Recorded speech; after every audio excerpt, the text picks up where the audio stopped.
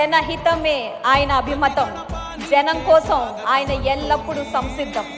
Hitech city తెచ్చిన, ఐటీని తెచ్చిన అద్వితీయ మేటి అతను. పరిచయం అక్కర్లేని పేరు. ఆయన పాలనలో రాష్ట్రమే అభివృద్ధితో అలరారు. యువజన నాయకుడు అయినా, పలుమార్లు ముఖ్యమంత్రి అయినా ఒకటే నైజం, ప్రజల శ్రేయస్సే ఆయన ఇజం. P4తో పేదల జీవితాలను మార్చే కార్యశీలకుడు అతడు. పైన దేవతల కోసం రాజధాని నిర్మించాడు ఆ ఇంద్రుడు, ఇక్కడ ప్రజల కోసం రాజధాని నిర్మిస్తున్నాడు ఈ చంద్రుడు.